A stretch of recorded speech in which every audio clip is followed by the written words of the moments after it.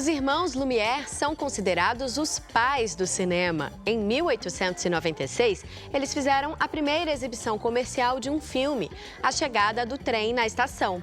E ele é a fonte de inspiração para Cartas à Lumière, vídeo-instalação em realidade virtual do carioca Fabiano Micho, onde o visitante assiste a um filme em 360 graus.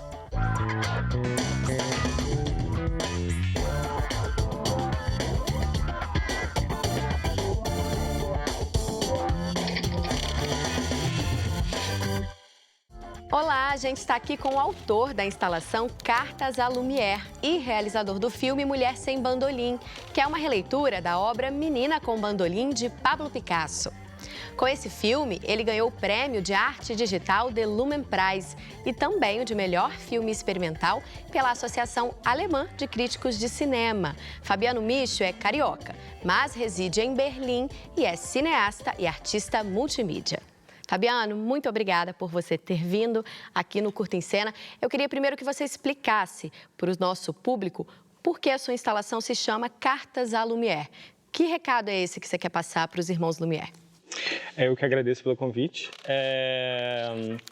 Então, Cartas à Lumière cria justamente esse diálogo, né, com os primórdios do cinema.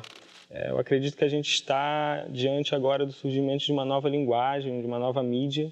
E eu tentei criar essa relação, né, para estabelecer perguntas e criar perguntas que possam, de alguma forma, dizer em que tempo estamos vivendo agora, né? Acho que tem questões relacionadas à tecnologia, questões sociais, políticas, entre esses dois tempos que, de alguma forma, são emergentes, são necessárias. E é por aí que eu estou tentando caminhar agora. A sua obra ela foi feita em realidade virtual. Sim. É um primórdio também? Sim, com certeza. Estamos diante dos primórdios da realidade virtual. Ainda é muito difícil filmar e exibir realidade virtual. A gente ainda está descobrindo isso, né?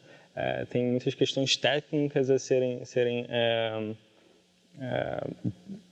resolvidas, né?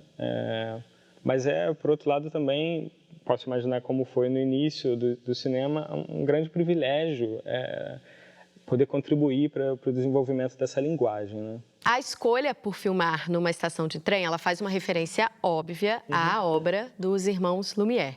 Mas em termos de temática, o que isso oferece de potencialidade para o seu filme?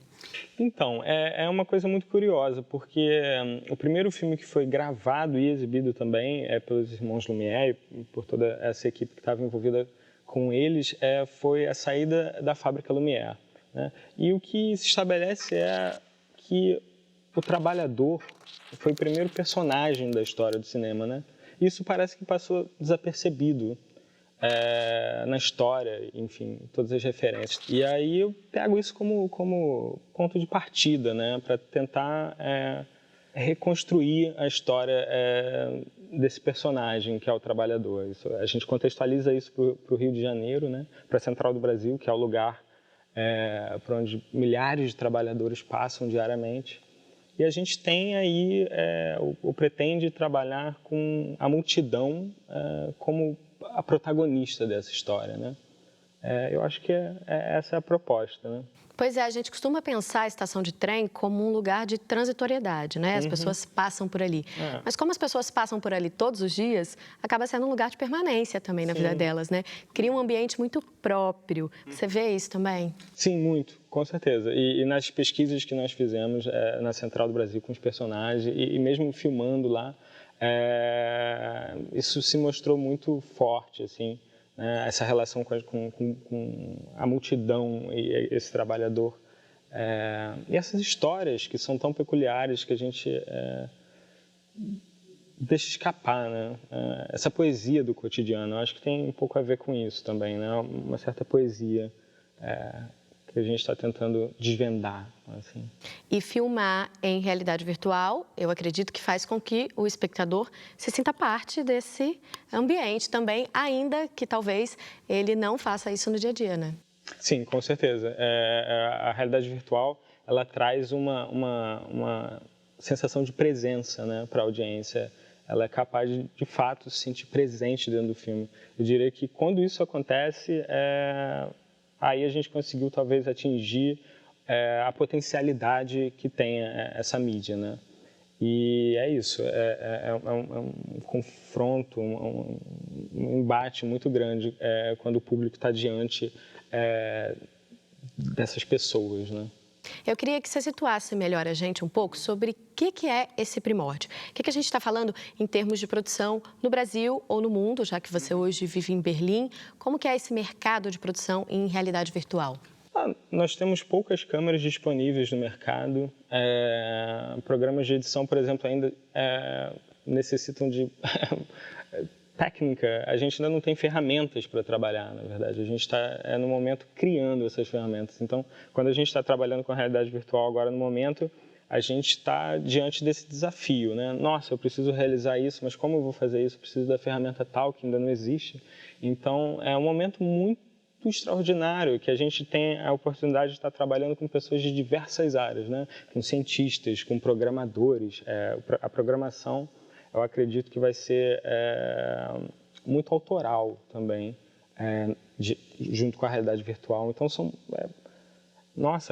é muito interessante, assim, é um privilégio estar participando disso. Assim. Você parece bastante entusiasmado, então a gente prevê que você vai continuar com isso. Você já conseguiu identificar alguma outra temática ou alguma outra referência que você quer trazer para a sua obra? Eu quero continuar esse trabalho.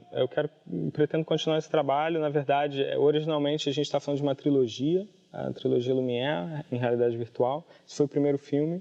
E eu pretendo dar continuidade a essas recontextualizações. Eu acho que ainda tem muita coisa para ser descoberta com essas possibilidades que nós temos agora, né? Eu estou mais interessado nesse desafio, o que está à mão. Então, vamos trabalhar com isso, né?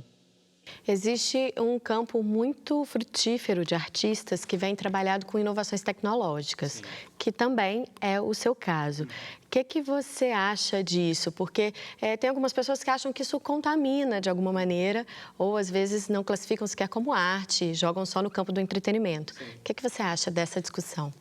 O cinema também começou como puro entretenimento, né? Na verdade, os irmãos Lumière também, alguns deles acharam que não teria potencial artístico, que era uma coisa científica. Eu acho que isso depende da apropriação que a gente faz, de qualquer mídia, seja ela qual for.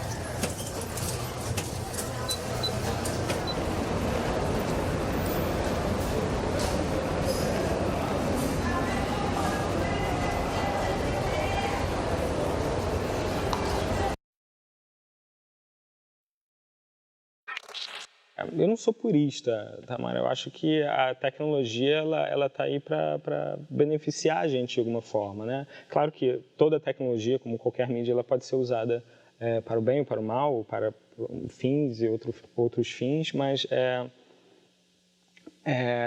na história do cinema também sempre foi assim, né? A gente tinha o cinema preto e branco, depois a gente tem o cinema colorido, o cinema mudo, o cinema de voz. Assim. Essas discussões, elas não são só do nosso tempo, né? Acho que qualquer mídia, qualquer arte, ela vai estar sempre diante dessas perguntas, desses embates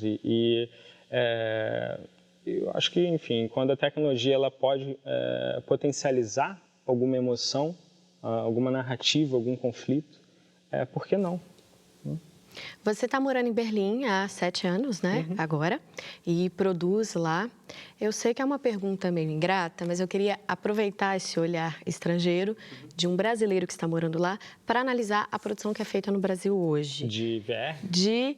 Também, e também de curta-metragem, que é por enquanto, pelo menos, é a área que você está atuando. Olha, para ser sincero, de curta-metragem eu não estou tão por dentro assim. As oportunidades que eu tenho de ver filmes hoje, de modo geral, são em festivais. Curtas-metragens brasileiros, agora, não sei, tem uns antigos, na verdade. Eu fiquei com as referências antigas. Mas é uma produção que chega, por exemplo, sim, lá? Sim, muito. A gente tem produções anualmente em todos os grandes festivais do mundo, né? O cinema brasileiro lá fora hoje é muito respeitado e muito mesmo, né? A gente tem nos últimos 10, 20 anos uma produção muito poderosa, construindo essa aí eu estou falando mais de longa-metragem agora, né? Mas, enfim, construindo um imaginário, né? Muito interessante, trazendo essas questões tão pertinentes do Brasil para o cinema. Nossa, eu sou um grande entusiasta, assim, muito. Eu trabalho fora, mas agora eu voltei, tive a oportunidade de fazer esse trabalho aqui. E é muito diferente filmar em casa, né? É muito bom. A gente tem uma relação diferente com o tema que a gente está abordando, né? Para mim sempre foi difícil, morando lá fora, trabalhando lá fora, encontrar justamente aquilo que mexe, que motiva para fazer um trabalho, né? Por causa da relação que eu tenho com o país, né? Então, enfim, só para fechar a sua pergunta, eu acho que o cinema brasileiro só tende e só continua a crescer e com muito potencial. A escolha por filmar na Central do Brasil teve um caráter afetivo, então? Sim, muito forte, muito forte. Faz parte da minha realidade também, por onde eu passei muito. Não só a minha, mas também de grande parte da equipe, atores, etc. A gente buscou, de alguma forma, criar ou aproximar mesmo da nossa realidade, né? Do nosso olhar. E eu acho que quando a arte, de uma forma geral, ela consegue encontrar esse lugar, é onde ela se fortalece. O cinema, ele costuma se apresentar como uma forma de arte que carrega essa missão de transportar as pessoas de uma maneira mais facilitada para esses outros universos que ele retrata. Você acha que a realidade virtual ela é a consolidação disso de alguma maneira? Eu acho que faz parte dos mesmos processos de representação da realidade, né? Se a gente pensar no cinema e o que antecede ele, a fotografia, e a gente pode ir até mais adiante pensar na pintura, acho que são todos processos de representação da realidade. A gente busca, de alguma forma, a partir dessas mídias, criar esse lugar. Eu não diria que... eu acho que é uma nova mídia. Não me interessa, talvez, muito em pensar... Sim, me interessa o meu trabalho, diz isso, mas eu acho que são realmente coisas diferentes. A gente procura... Não é um raciocínio de evolução, digamos assim. Eu acho que não é isso. Não diria que é isso. A fotografia permanece a fotografia dentro do espaço que ela tem. A pintura também. E elas se renovam também a partir dessas novas mídias, né? Quanto que o cinema não acabou influenciando a fotografia e a pintura e assim por diante. Eu acho que, na verdade, a realidade virtual pode acabar transformando ou dando um novo olhar para o cinema, né? Mas tem coisas que, sim, definitivamente só são possíveis no cinema, e tem coisas que só são possíveis na fotografia, e assim será com a realidade virtual. Por falar em pintura, vou aproveitar o gancho para falar um pouco do seu outro filme, que é Mulher Sem Bandolim, que faz uma referência a uma obra da pintura, uma obra muito famosa de Picasso. Por que você escolheu essa obra e como que foi esse processo de adaptar isso e esse espírito de Picasso no filme? Então, a escolha da obra, que é a Menina com Bandolim, parte da obra em si, né? Ela tem um contexto histórico, estético muito importante. Ela é uma pintura que ela está na transição entre fases do cubismo e que vieram depois ao próprio desenvolvimento da pintura moderna. Essa ideia, para mim, Tamara, tem a ver com as coisas que no momento mais me interessam como autor, que é processos de recontextualização, processos de reescrever, de alguma forma, a partir de uma perspectiva muito particular, a história, né? Então, existe uma coisa muito interessante na pintura cubista, que o cubismo é um movimento que foi influenciado pela arte africana, pelo dito primitivismo, né? Esses pintores europeus tiveram contato com essa arte completamente descontextualizada do seu lugar, e a partir disso criaram enfim, desenvolveram uma nova linguagem. Esse embate nesse momento foi muito poderoso, mas volto àquela questão anterior. Isso foi uma coisa esquecida através da história, né? Se você entrar no Wikipedia, talvez tenha uma frase muito pequena como referência a isso, mas isso foi transformador para a arte do século XX e tudo que veio depois, sabe? E o meu ponto foi justamente esse, voltar e tentar dar um novo ponto de vista a isso, né? Então, eu estava muito interessado em fazer um portrait de uma pessoa, uma mulher principalmente, que de alguma forma carregasse, né, consigo mesmo todas essas questões assim, envolvendo isso. E, por outro lado, também, que me interessava muito, continua me interessando para desenvolver essa linha audiovisual cubista, essa experiência, né? Como é que pode se dar, como se daria o cubismo no cinema, no audiovisual. Isso me interessa muito, né? A experimentação de linguagem.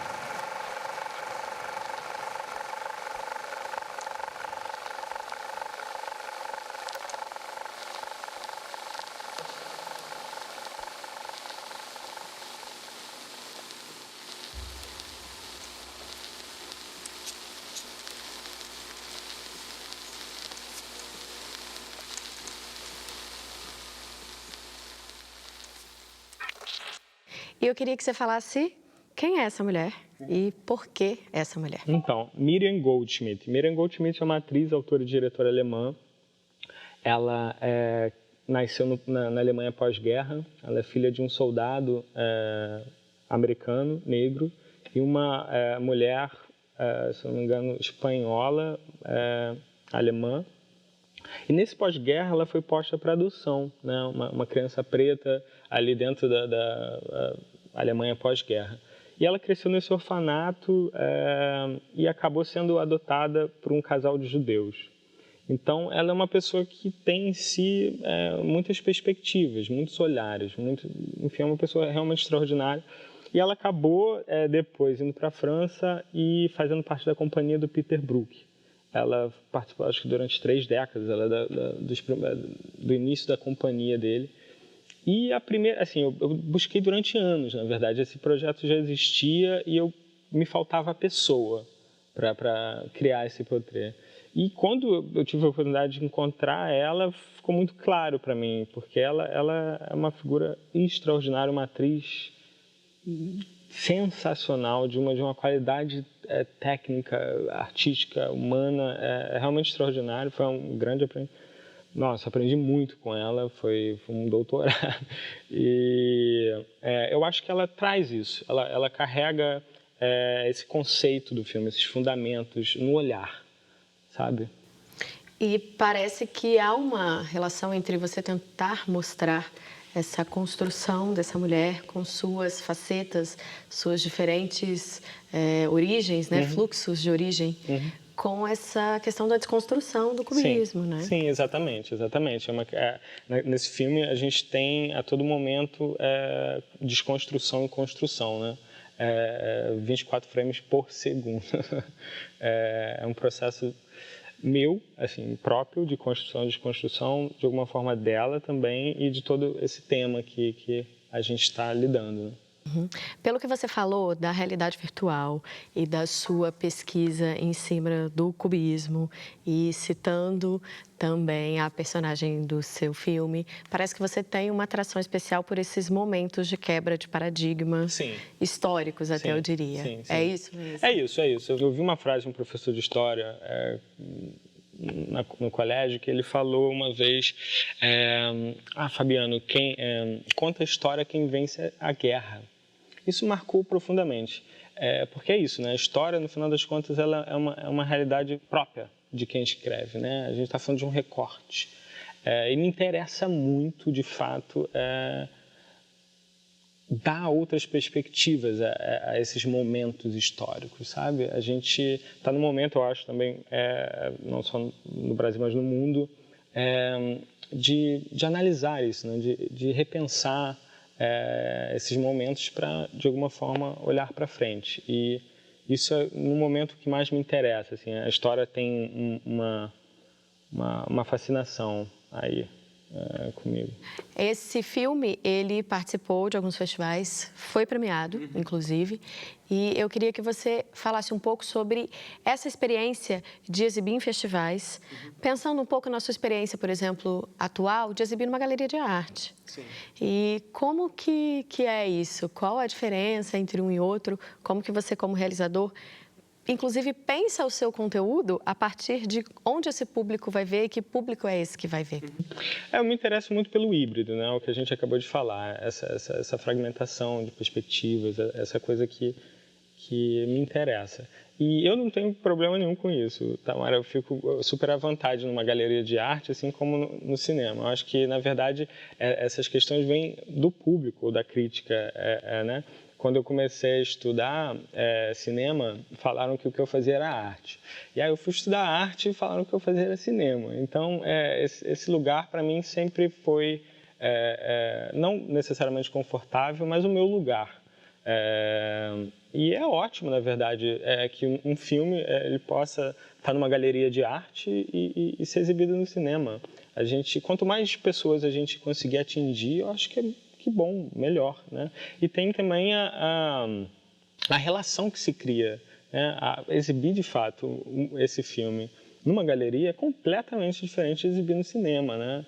Essas relações me interessam muito, assim. Por que é diferente? Porque o público recebe diferente.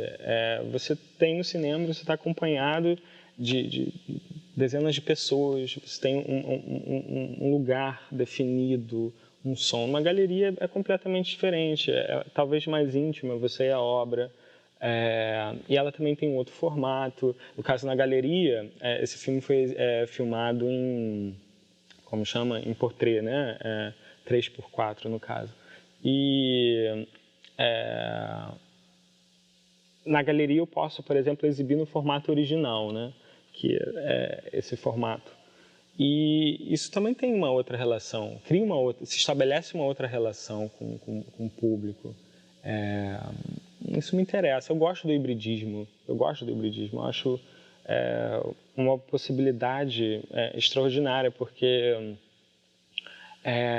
essa convergência entre coisas acaba por criar outras, né, que a gente às vezes não conhece. Fabiano, muito obrigada. A conversa foi super legal. E o Curta em Cena fica por aqui, mas você pode conferir os extras da entrevista no nosso site. Semana que vem tem mais. Até lá!